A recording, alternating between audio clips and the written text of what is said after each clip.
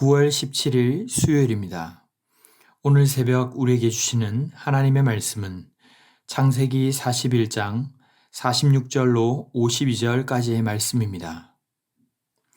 요셉이 애굽 왕 바로 앞에 설 때에 30세라.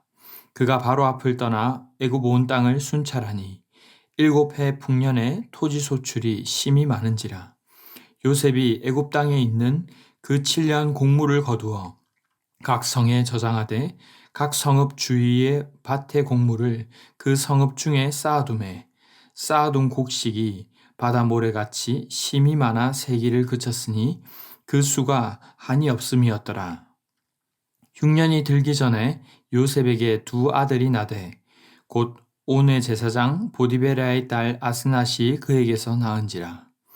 요셉이 그의 장남의 이름을 므낫세라 하였으니 하나님이 내게 내 모든 고난과 내 아버지의 온 집 일을 잊어버리게 하셨다 하미요. 차남의 이름을 에브라임이라 하였으니 하나님이 나를 내가 수고한 땅에서 번성하게 하셨다 함이었더라. 아멘.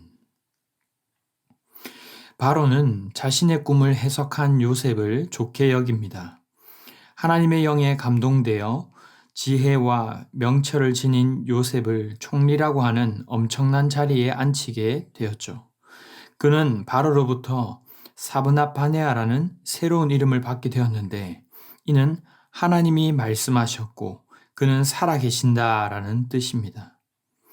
꿈 한번 잘 해석하여 이렇게까지 인정을 받는가 싶을 정도로 그는 바로의 신임을 받게 된 것입니다. 사실 단순히 총리가 되어 인생 대역전에 성공했다는 점보다도 어떤 순간에서도 그가 하나님과 동행해 왔고 이 또한 하나님의 뜻을 이루어 가시는 과정 중에 생긴 일이라고 볼 수 있습니다. 오늘 본문 46절에는 그가 바로 앞에 설 때의 나이가 30세였다고 말합니다. 37장에서 그가 형들과 함께 양을 치며 아버지의 사랑을 받던 때가 17세였다고 한 것을 볼 때 우리는 약 13년 정도의 시간이 흘렀음을 알 수가 있습니다. 아버지 품 안에서 고자질하던 철없던 시절을 지나 이제 그는 어엿한 애굽의 총리가 되어 애굽의 온 땅을 순찰하고 있습니다. 그리고 하나님께서 바로의 꿈을 통해 알려주신 대로 풍년의 마지막 7째 해에는 그 소출이 심히 많았다고 기록하고 있습니다. 평소였다면 웬 횡재인가 하며 늘어난 수확으로 누리기에 바빴겠지만 요셉은 하나님께서 미리 알려주신 꿈을 기억했습니다. 그래서 48절에 말씀하는 것처럼 그는 애굽 땅에 있는 7년 곡물을 거두어 각 성에 저장하고 성읍 주위 밭의 곡물을 성읍 중에 쌓아둡니다. 그런데 이렇게 쌓아도 얼마나 많았던지 모래같이 너무 많아서 다 셀 수 없을 정도였고 풍년이 끝나기 전 그는 두 아들까지 선물로 받게 됩니다. 지금에야 이렇게 갑자기 역전이 되었지만 사실 앞에서 요셉이 당한 일들을 보면 속이 뻥 뚫리는 일이 아닐 수 없습니다. 그리고 지금껏 있었던 일을 생각할 때 누구도 그의 허락이 없이는 수족을 놀릴 수 없을 만큼 바로 왕의 다음 권세자가 되었다면 여러분이라면 이제 어떻게 하시겠습니까? 저였다면 아마 보디발의 집을 찾아갈 것 같습니다. 자신이 그토록 충성함으로 복을 받았던 집에서 그저 주인은 아내의 말만 듣고 매정하게 자신을 감옥에 가두어 버렸던 억울함을 어찌 잊어버리겠습니까? 그리고 자신과 약조를 했지만 이를 까맣게 잊고 무려 2년간 더 옥살이를 하게 했던 술 맡은 관원장도 무엇보다 저 이방 땅이긴 하지만 그토록 애절하게 간청했음에도 무시하고 애굽으로 팔아넘겼던 형들 또한 그냥 찾아가 복수를 하는 것이 일반적인 반응일 것입니다. 하지만 요셉은 오늘 자신의 아들 장남의 이름을 므낫세라고 짓습니다. 이 부분은 매우 큰 의미가 있습니다. 므낫세는 잊어버리다에서 유래한 단어로 잊게 하는 자라는 뜻입니다. 단순히 아들을 얻은 기쁨이 그만큼 컸다고 볼 수도 있겠지만 그는 이전의 모든 고통과 슬픔에 집중하지 않았다는 것이죠.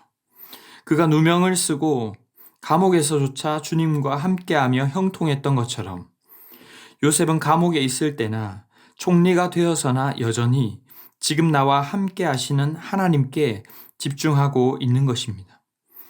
대개 사람이 너무 극심한 사건을 겪으면 그 스트레스와 트라우마로 그 삶이 몸과 마음이 무너져 내리기 마련입니다. 혹 살아남아서도 괴물이 되어 살아가는 경우도 가끔이지만 저는 보았습니다. 하지만 요셉은 하나님과 동행함으로 오히려 그 모든 것을 뛰어넘을 수 있었던 것입니다. 사실 높은 자리에 올랐을 때 더 추해지거나 무너지기가 쉽지만 그는 하나님과 동행함으로 하나님이 잊어버리게 하셨다라며 이 모든 것을 승화시킬 수 있었던 것이죠. 52절의 차남의 이름은 에브라임인데 이는 두 배의 창성함, 기름진 땅이라는 뜻입니다. 요셉은 그 의미로 내가 수고한 땅에서 번성케 하셨다라고 표현했는데 사실 원문으로 이 수고의 땅은 고통의 땅이라는 뜻입니다. 처음 종으로 팔려온 애굽은 그에게 정말이지 고통의 땅이었고 사실 그의 후손들에게도 애굽은 고통의 땅이 됩니다. 그런데 주님은 오히려 그 고통의 땅에서 그를 번성케 하셨습니다. 이는 단순히 지위나 물질적인 부분에 있어서만이 아니라 철부지였던 자신을 빚어오심으로 자라게 하셨음을 의미하기도 합니다. 그리고 나아가 앞으로 이루어 나가실 하나님의 나라와 소망을 발견하게 하셨음을 의미하는 것이라고 성경학자들은 해석합니다. 사랑하는 성도 여러분, 오늘 말씀은 우리에게 무엇을 말씀하십니까? 저 역시 마찬가지지만 10가지 좋고 건강한 부분이 있어도 우리는 한 가지 힘들고 아픈 곳에 집중할 때가 많습니다. 하지만 그런 상처와 아픔에만 매여 있으면 우리는 오히려 그곳에 매여 더 이상 앞으로 나아갈 수 없고 더 크신 하나님의 계획과 뜻을 보지 못하게 될 수도 있다는 것입니다. 지금도 여전히 우리에게는 건강에 있어서도 어떤 관계에 있어서도 어떤 사건들에 있어서도 여전히 우리를 화나고 답답하게 하는 일들이 여러 개 있을 것입니다. 하지만 요셉이 그랬던 것처럼 이런저런 상처와 쓴뿌리에 매여 나아가지 못하는 인생이 아니라 앞으로 나아가는 인생이 될 수 있기를 바랍니다. 잊어버리고 풀어버릴 수 있는 그 은혜가 임할 수 있기를 바랍니다. 하나님께서는 그마저 우리와 언제나 함께하고 계시고 그 모든 과정도 우리를 빚어가시는 재료로 사용하시는 분인 줄 믿습니다. 수고의 땅에서, 고통의 땅에서 우리를 더욱 풍성케 하시는 그 주님을 만날 수 있기를 바랍니다. 두 번째로는 나아가 단순히 상황과 고통을 해결하는 것이 끝이 아니라 그 속에서 보여주시는 하나님의 뜻을 발견해 나갈 수 있기를 바랍니다. 그냥 문제가 잘 해결되고 그냥 잘 넘어가게 되어서 다행이다라가 아니라 이를 통해 어떻게 하나님 나라를 이루어 가실 것인가를 발견하는 데까지 나아가야 할 줄 믿습니다. 단순히 구원받자마자 우리를 데려가시지 않고 이 땅에 또 그곳에 그 사람들에게 하나님께서 나를 두신 뜻을 생각해 볼 때에 우리의 삶은 의미가 있는 인생이 될 줄 믿습니다. 비전을 따라 살아가게 되고 영원한 하나님 나라를 추구하는 백성으로서 살아가게 될 것입니다. 이제 말씀을 맺겠습니다. 여러분을 묻고 있는 어떤 어려움이 있습니까? 생각하기 싫은 이전의 상처나 사건, 사고 혹은 어떤 사람들, 그러나 이 모든 것을 넘어서게 하시고 잊어버리게 하시는 하나님의 더 큰 은혜가 임할 수 있기를 축복합니다. 그래서 지금 나와 함께 하시는 그 주님으로 만족하며 기쁨을 빼앗기지 않는 행복한 신앙생활을 할 수 있기를 바랍니다. 또한 이러한 나까지도 사용하시며 나를 통해 하나님 나라를 꿈꾸며 세워나가게 하시는 주님을 기대하며 살아가는 귀하고 복된 저와 여러분이 다 되시기를 주님의 이름으로 축원합니다. 기도하겠습니다. 사랑의 주님 감사합니다. 오늘 말씀을 통해 여전히 과거에 묶여있고 매여있던 우리의 모습들이 있지는 않은지 돌아보게 하심을 감사합니다. 우리와 늘 동행하시고 함께 하시는 주님, 요셉에게 임했던, 풀어버리고 잊어버리게 하셨던 그 은혜가 오늘 우리에게도 임하게 하셔서 모든 것을 잊어버리고 용서하고 풀 수 있는 넉넉함을 허락하여 주시옵소서.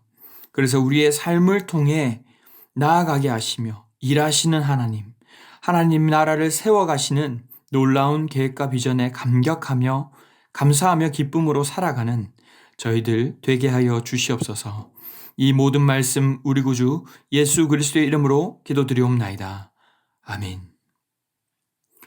이 시간 함께 기도하실 때에 오늘 주신 말씀을 붙들고 기도하시고 주간 기도 제목을 따라 전도와 선교를 위해 기도하겠습니다. 우리 신부산교회가 부산 지역에 죽어가는 영혼을 살리는 교회 될 수 있도록 영혼을 품고 기도하며 전도하는 교회 되게 해달라고 우리 교회가 후원하는 모든 선교사님들을 위해서 합심 제목과 개인적인 제목으로 기도하도록 하겠습니다. 함께 기도하겠습니다.